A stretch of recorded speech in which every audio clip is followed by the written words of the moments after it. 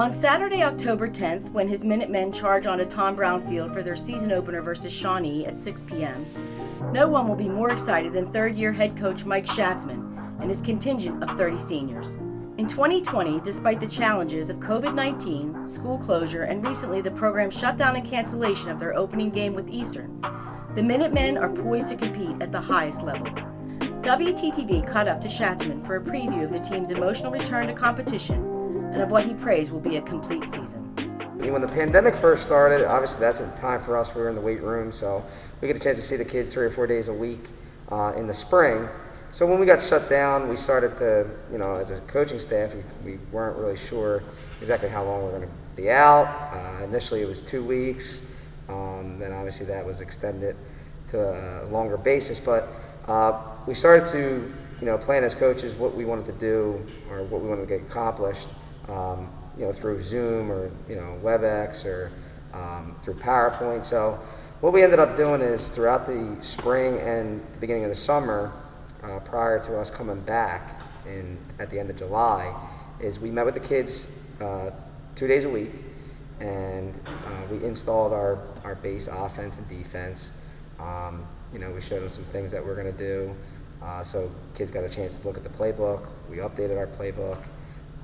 So for us, it was beneficial. It was kind of a chance for us to slow things down as far as the mental part of it. The physical aspect, obviously, everybody was in the same boat with limited, not being able to work out, not being able to use the gym. But that was really the start. And then once we got clearance that we could return on July 27th, we knew we had a limited amount of time. We began a four-day a week process where we would work out some Monday through Thursday. The first 2 weeks were 90-minute workouts, no equipment. Everything was body weight. It was just really just getting the kids acclimated, getting the kids back to see each other, which was awesome. Mask on when they were participating in any activity. They didn't need a mask, but when they arrived and when they left, they had to make sure they had a mask on. We had social distance. We had pods set up of 10 kids at a max. So there was a lot of different wrinkles. It's definitely a new way. I thought some things were really productive for us, things that we kind of look back on, like we could have did it this way from the jump. But for the kids, it's kind of just natural at this point. The questionnaires, filling out a daily questionnaire each day prior to practice, making sure they have their mask on. It's the normal routine right now. So I'm glad we got a chance to do it in the summer, because I think if we started later and didn't have that summer, I think we would be behind, especially physically. And then, introducing all these new guidelines would have been difficult. I'm optimistic. I think it was a good sign last week to see teams, get kicked off. For us, it's a matter of numbers aren't really on our side. We have 135 kids in our program, so it's not easy as far as keeping cases down and some things that are completely out of our control, which happened to us a few weeks ago when we did get shut down. Again, it's tough to control those things, when you're not with them all the time. But I'm optimistic. We take it one hour at a time. I think that's the biggest thing. Where you're walking on eggshells, but at this point, if we play, I think that's a bonus. And then anything we can get after that, I think would be really satisfying for us. Because in the summer, I did not. I was very leery about us even beginning. But again, I think the state has done a great job. Our district has done a great job making sure. I think we've gone above and beyond what is expected of us as a district, which again, you're going to have some things that come up that other districts might not be leery of or might not be paying attention to. But again, it's more about the safety of the kids and providing that environment and having the opportunity to play. We're at a 500 spectator limit through the state. So our district has decided to give 300 tickets to the home team and 200 tickets to the visiting team. So each player gets 2 tickets, each cheerleader gets 2 tickets, each band member gets 2 tickets. Whatever tickets are left over, they can go to the public. So same thing. So Shawnee comes to us on Saturday. Shawnee will have 60 or so players. They each get 2 tickets. No visiting band, no visiting cheerleaders. So there'll be tickets left over for the public to purchase, but there's no walk-up tickets. There's no standing in line. It's just, everything's digital. So it's, again, we're just happy we're going to get out there and play. And it's not the normal, 2,500 people, but it's something. We had our captain voting last week. We had 5 captains selected. Senior Jaden Allen, who's a returner, 3-year starter for us. He's committed to play at Utah State. We have Liam Friel, who's our quarterback. He's a returner. Who was a really good player for us last year and is going to be a better player this year. Dylan Sharkey was a returner at linebacker. He was an all-conference player last year. Sal Puglia, who was a 3-year starter. He's an offensive defensive lineman. And Bryce Kramer, who's also a 3-year starter, plays receiver and defensive back for us. So those 5 guys have kind of been our core. We had 22 guys get votes for captain. So, for us, for that many guys to receive votes, kind of says a lot about not only the 5 guys that were selected, but the other guys as well, and some underclassmen, that really play a big part and have that leadership role. So, again, we're very excited about the leadership aspect and where we're at. Our strengths are definitely our experience. We have 8 guys on both sides of the ball that are returning. Most of those guys have been playing for the last 2 or 3 years. So we have a lot of depth in our skill positions. Our quarterback's back, our running back's back, all 4 of our receivers are back. So there's a lot of optimism as far as these kids are now experienced, a year older. It gives them an opportunity to be a lot more confident. It's a big difference. I don't think they're unsure of themselves anymore. As a young kid, you just don't know what you're going to do. But now they have that experience under their belt, and I think there's definitely a lot of optimism in our program. We haven't felt so strong about where we are at this point, even with the COVID, than when we're at now. So it's very exciting. The schedule's always tough. Obviously, open up Shawnee. They're the top 10 team in South Jersey, one of the best teams in the state.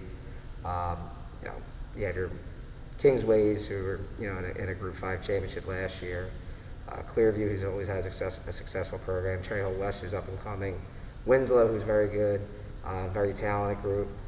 Your Easterns, who are always a Group 5 playoff team. So everybody on the schedule's tough.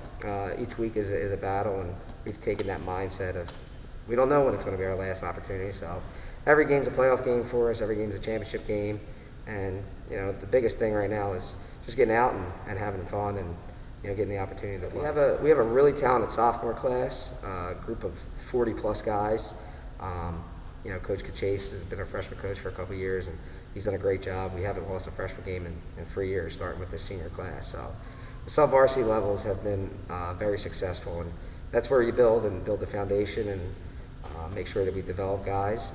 So the sophomore class is, again, very, very talented. We have a freshman that's moved up, Logan Perez, who's another really talented kid. We don't really move up freshmen a whole lot, but he's in another category, which we're very excited about him. There's Michael Lotz, who's a sophomore, a talented player. Matt Bonsall is a sophomore, really talented player. And then we have 2 guys on our offensive line that will see significant time, and Jason DeBlasio and John Stone. And then our junior class is Quamir Land, who was a starter for us last year as a sophomore. Namir Graves, who was a starter for us last year. Joe Nathan Silver, who's an all-conference player, one of our better players, who was a sophomore last year as a starter. So there's guys that, again, we have the depth and the mix between old and young is a good group. So this is a group that I've been with. This will be my 4th year because I coached them as freshmen. So it's a special group for me. We have 30 of them. So for us, that's a really big senior class. Last year's class was 15 seniors. My first year, we had 11 seniors. So the numbers, and I always equate numbers to kids enjoying themselves and kids wanting to be a part of the program, whether they play or not play. And I think that kind of says a lot about where we've gone and the progress that we've made as a program. But they're a tight-knit group. They are very motivated to step on the field. There's a good group of kids. They're very good leadership. The younger kids are kind of following in their footsteps. And that's really the first time that we saw that in a little bit. But again, there's so many of them, and when you have a lot of older guys, I think it really plays a benefit for the younger kids and the entire program. It's less stressful for me. I don't have to worry about a lot of things because I know they've taken care of it and they know the routine by now, being with us for the last 4 years. I think it's emotional and a little. I'm not an emotional person, to say the least, but I think seeing those guys get an opportunity to be out there is such a positive thing, and there's a lot of memories there. We went through some really tough times together. We went through great times when they first started out as freshmen, having a freshman undefeated season. So we got off to such a great start, and then kind of going through some growing pains as they entered the varsity world and as young guys. But to see them now, the people they turn into, not only the football players, but for them to stick together has been a blessing for me and for our staff. So I know that we're motivated by those guys to make sure that we prepare in any way we can to make sure they're successful, and it's vice versa. They're hardworking. They deserve success. They put in the time, they put in the work, and they're all great kids. So we're looking forward to it. And again, it's going to be a bittersweet feeling when they do leave, because they are a good group of guys. The majority of the staff has stayed intact. This year we added Mr. Tarashi, Coach Tarashi. So Coach Tarashi's back after not being in the program for, I think it's been 18 years since he's coached. So he was jonesing to get back when I first got hired, and we're excited to have him back. He adds a different element. Our staff's mostly built of younger guys, and which is great, and relate to the kids. And then we call him Uncle Jerry. Uncle Jerry comes in, and it's a different world as far as old school mentality. Obviously had a ton of success as an assistant here. Was a head coach at Paulsboro, and for me, it's more of a confident thing, something I can lean on him for different things and take his advice. And he's going to help not only our players, but I think he's really going to help our coaching staff as far as seeing things. And he's excited to be back. He looks like a 20-year-old guy out there running around, screaming, yelling. But the kids really relate to him. They're happy that he's back. So that's a major addition for us, for having him back in the program. Being in the building and serving as somebody obviously who's big in our community and with our teacher union. And it's good to have Jerry on your side. Our defensive coordinator is Jesse Cooper. He's a grad here, 2005 grad. Played at Bloomsburg, was an All-American. Has been our defensive coordinator for the last 2 years. Jesse brings a wealth of knowledge, fantastic with the kids. He also coaches our defensive backs. Dan Hearn, who's been on our staff, since I first started. We've been coaching together since 2012, graduated together. He coaches our linebackers. Ryan D'Imperio is a 2006 grad. Everybody kind of knows Ryan from his time at Rutgers as a linebacker and playing in the NFL with the Vikings. So he's back. He's coaching special teams. Jerry, again, is offensive line, defensive line guy. Matt DeFranco is another Washington Township grad. He's a 2007 grad. He played at Gettysburg. He's back for his third year with us. He's coaching the offensive line. Anthony Sheridan, who was on Tom's staff and Mark's staff 20 years ago. He came back with us when I first started, so he serves as a running backs coach. So there's Ron Cachese is our freshman coach for 3 years. He was also with Brownie. So again, we have a good mix of, I won't say older guys, but experienced guys and some guys that are younger and learning and developing as coaches. So it's a great mix. Again, they keep us on our toes. And for me, it's a balanced thing and making sure that we have guys that have strong suits in different areas to reach different types of kids. So that's always the goal as when you're developing a staff. I think there's a sense of satisfaction for not only us, but all the people really involved, the athletic department, the athletic trainers. I think all the people that played a role in getting us back in this position to actually give the kids an opportunity to play. Like I said, I didn't feel that way.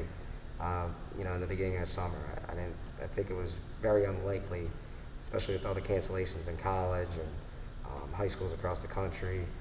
Different states were canceling, so I'm glad that New Jersey kind of stuck it out, and Didn't pull the plug early on and gave the kids a shot and see where it went. So I think it's usually a nervous feeling as a coach. You have that little butterfly in your stomach because you're in control of everything.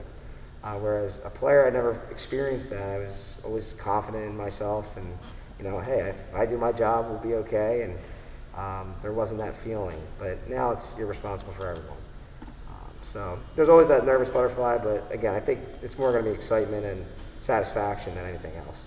It's just great to get the opportunity to play, regardless of if there's 0 people in the stands, if there's 5,000 people in the stands. Just having the opportunity to play is the exciting part, for us. And I know the kids, it will be different, not having all the people there and their friends and, your student section and, all the things that come with high school football, the community aspect of it. But I think at this point it's, we just want to play, especially after being shut down and, coming back. It's, all right, this is real. Like, we need to, buckle down and just get the opportunity to get out there. So, again, for us as coaches, it is what it is. We want to be out there regardless. For the kids, I'm sure it's going to be a weird feeling. But at the same time, I think a lot of them are, relying on, just having the opportunity to be out there.